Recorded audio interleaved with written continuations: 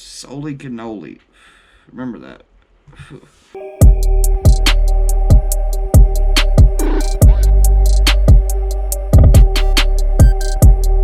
What's up, YouTube? The other day I was talking about it in one of my recent videos. This one, talking about what I was planning on doing and if I did it. And so, boom, look at this beauty right here. The footprint of this thing is just absolutely gorgeous. I love it.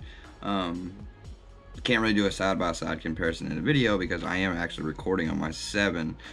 Why? Because I can.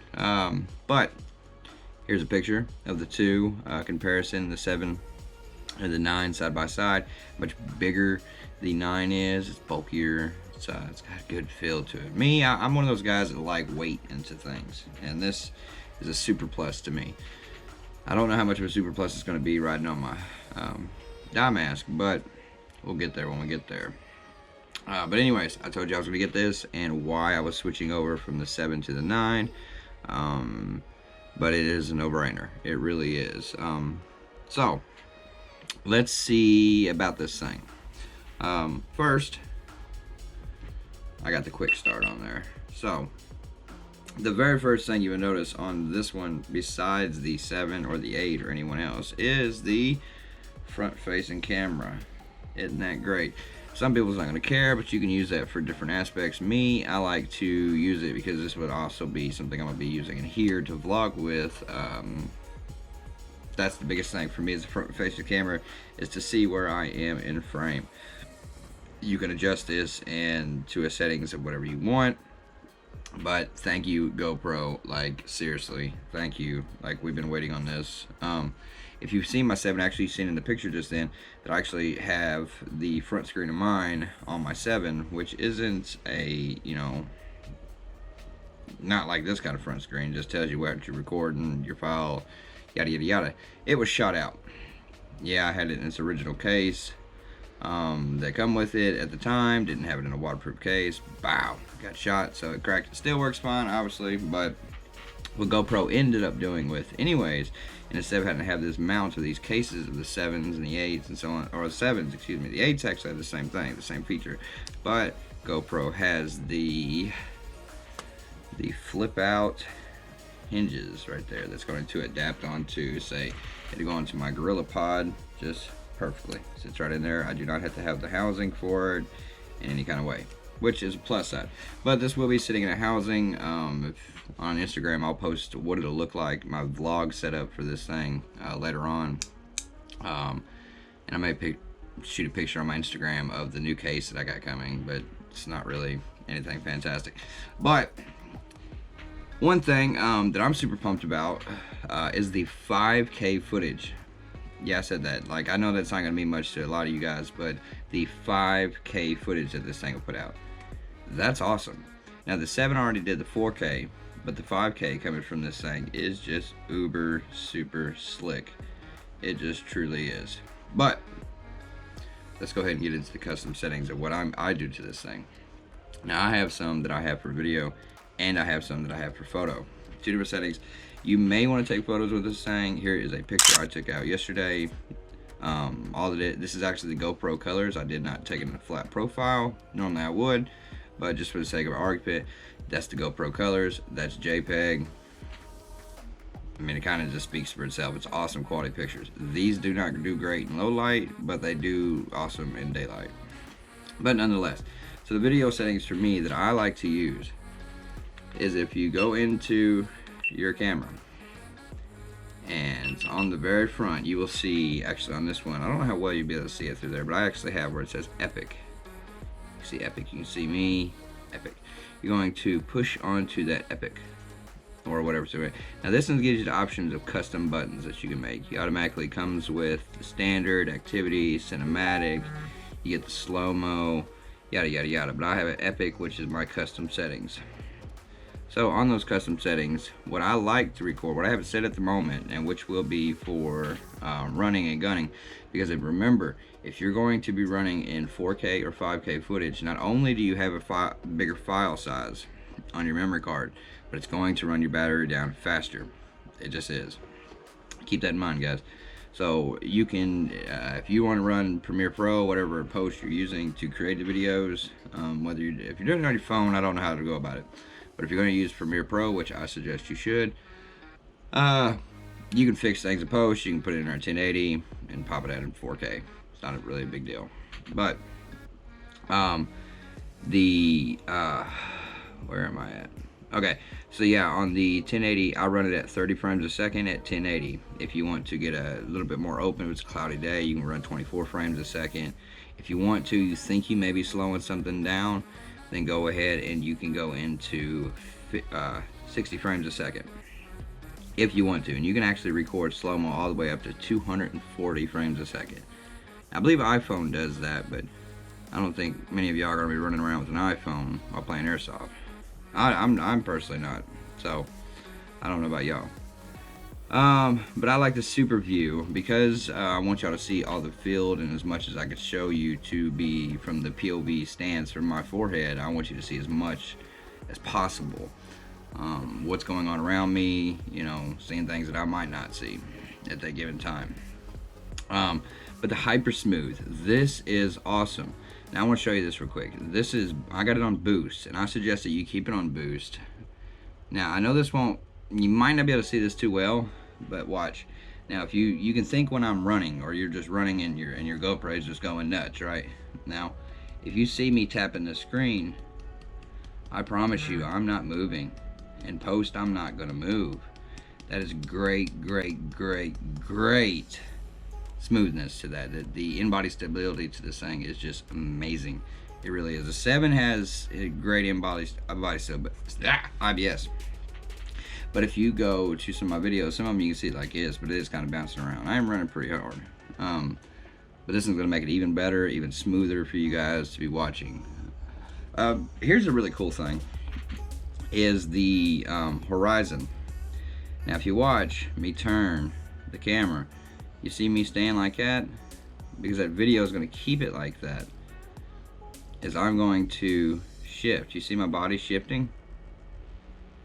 You might be able to see it, because it's going to keep the horizon balance. So if I happen to turn a corner, I'm going to shift back, and the video is going to shift back. You can turn it on and off if you choose to, but I really keep it on personally.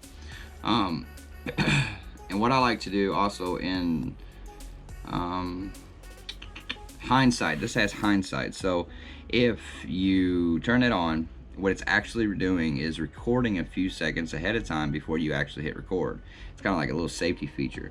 So if whatever case you're using it, and then something happens real quick and you're just like, you know, turn it on real quick, and you had it pointing that direction, it was actually already recording before you actually hit record. That is kind of cool right there. I can't really see me using it for anything, but just having the feature there itself is pretty awesome. But to get down to the Pro Tune settings, now this is what you're gonna want. Pro Tune, okay? Now obviously your bit rate, you're gonna want a high bit rate.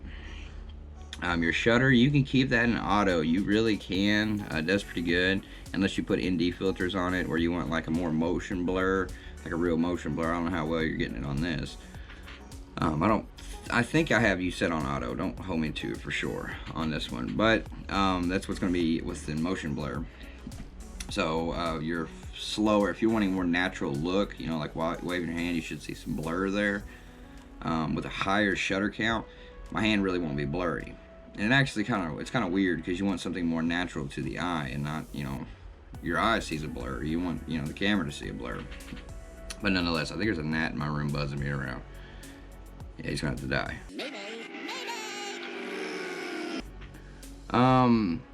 Exposure compensation. Now, GoPro, what I've noticed with the 7 is usually when it's something really high daylight, GoPro tends to just blow it out. The highlights just really get to blowing out. And you can't really kind of fix that. So I rather go with your EV compensation, going to just come down one stop. So negative 0.5, that's one stop that you gotta bring it down. And in post, you can actually lift that up. So if you just lift up your exposure just a little bit, it'll save your depth of field a little bit better, your low lights and your highlights. It'll save it a lot better than, because once it's blown out, it's blown out. Your white balance, you can keep that on auto if you want to. You really can, but don't always trust it. So before you record anything, usually, you know, poke it out, look around, and to make sure you're not getting too warm or too cold. You know, it'll be like a blue look if it's too cold. You can try to fix it a little bit in post, but it's a little weird. It looks kind of weird in the end. It comes out strange. But your ISO minimum, if you don't know what ISO is, hey mama, if you don't know what ISO is the light of the camera and what it's giving into the picture. It's creating light into that picture. It's like a fake light. Too much ISO will create like a graininess to your photo or your video, whichever it is, and that looks just awful. So we don't want that. So it's best to kind of keep that on your ISO on minimum, and then take your ISO over here on max. Just go ahead and put it at 400. If these do really well out in the daylight, and I'm assuming most of this you're going to be trying to do out in the daylight, even if you not doing airsoft. If you're doing whatever, you just have to come across this video. They don't do great in low light. I know I said that. Just don't try it. Just go with the mirrorless camera, DSLR. Your sharpness, GoPro just does too much when it comes to sharpness. So personally, I like to use low sharpness. You can always come back and fix that or bring it up some if you want to. That's up to you. Color profile. Now, if you're just going to take the GoPro and then put it on your app and then like just put it out there, whether you're putting it on Instagram, Facebook, wherever, GoPro does really well with the colors. The picture I just showed you, that was on GoPro's colors. They have a great color science. I'm not mad at them.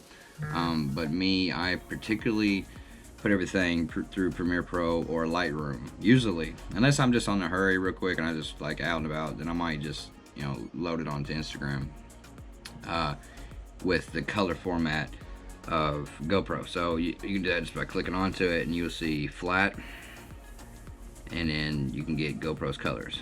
So that's all it is, just a swipe, and that's basically it. Now the audio, just go ahead and leave raw audio off unless you're gonna have something synchronizing with it, you know, like a, I don't know, like a Rode mic or something. Just don't worry about it. Just keep it off. Your wind on audio, just go ahead and put it on auto. Unless it's really windy, then just go ahead and put it on wind. But really, you can just keep it on auto. It does fairly well. But those are mine for, that's basically close to what I have it on the 7, which most of them coming out pretty good.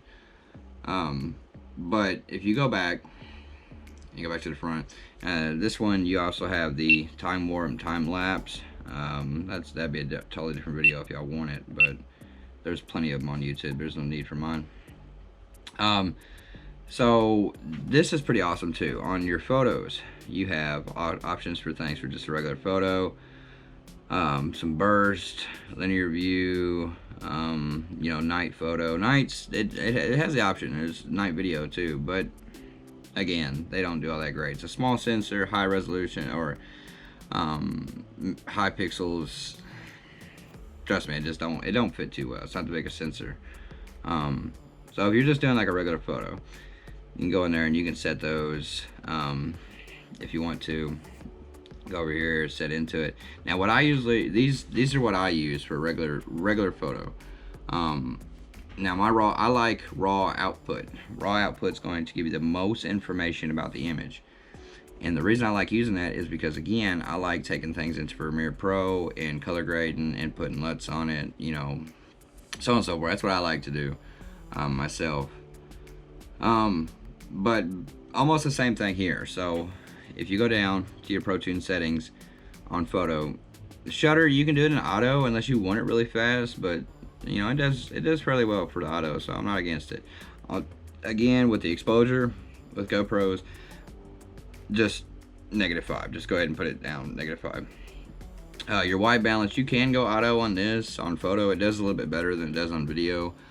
But again, if it's a cloudy day, go ahead and check it. You know, if it's too bright outside, go ahead and check it. Just check. It doesn't hurt just to stop for a second. It's really easy to get to.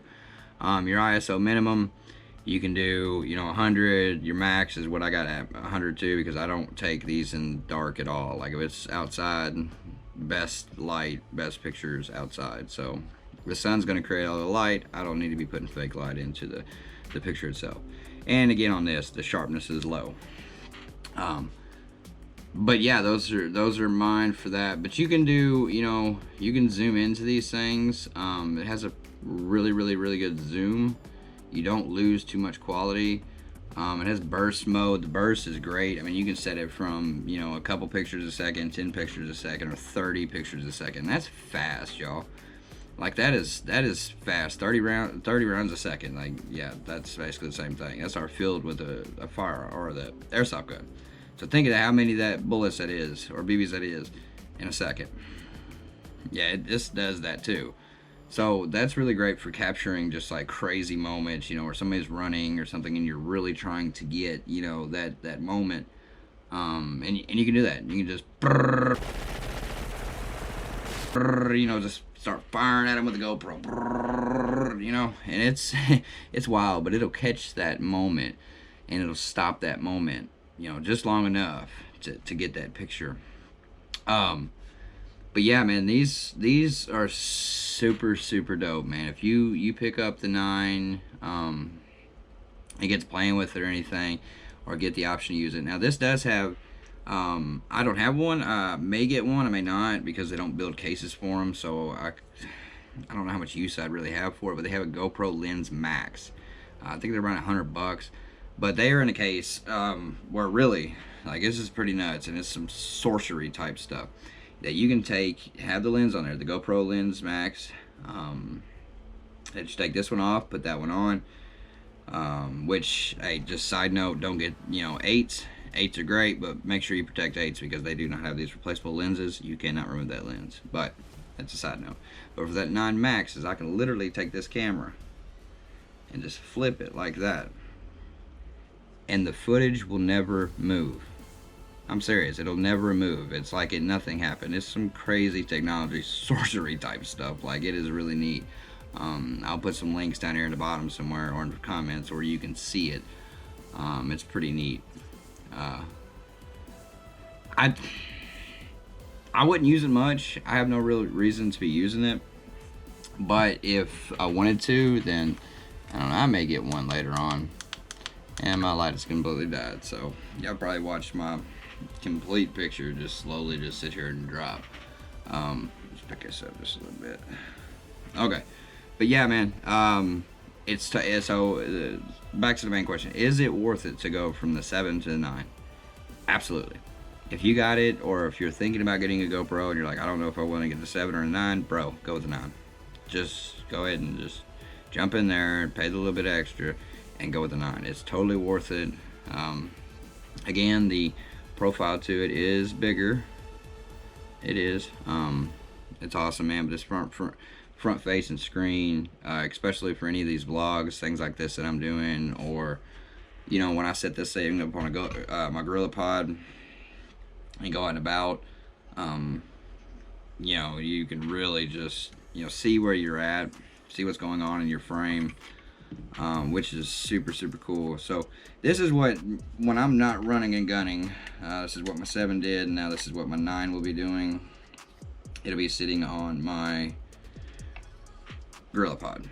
This is the way I like to sit this. It's flexible, it does all kinds of things. You can wrap around a tree branch. These are super cool. So if you have like a vlogging idea, I may show you. I may do another video later on of what my vlog setup looks like. It'll be inside of a case. I was gonna go with what's called the media mod, but I'm not gonna end up going with that. I'm gonna go with a third-party kind of casing and the adapter. So I'll actually be using. So the quality of sound will come up better besides YouTube videos in the sense of gameplay, but it'll have an external microphone onto it, so it'll be plugged in. Yeah, it's gonna be super cool. But this thing does a lot. Like, you can spend a whole lot on. I've had, you know, Sony Alpha cameras, and this thing is a boss. It really is. There's another app called Focus that I recently downloaded. So if you're into the thing, something called a depth of field, like a shallow depth of field, which I am. That means I'm in focus, but my background is blurry. Great for portraits or anything like that. Now this is not a photography type camera, but you can get good quality pictures out of it. That app, truthfully helpful. If you want to download it, bring your pictures in. The picture actually I edited that's popped up here that you seen a few minutes ago, here it is again, is focused. And you can see how the background is kind of blurred out, but I'm in focus. Really neat. Like, I mean, it takes some really expensive lens to do that with an f-stop that's real low.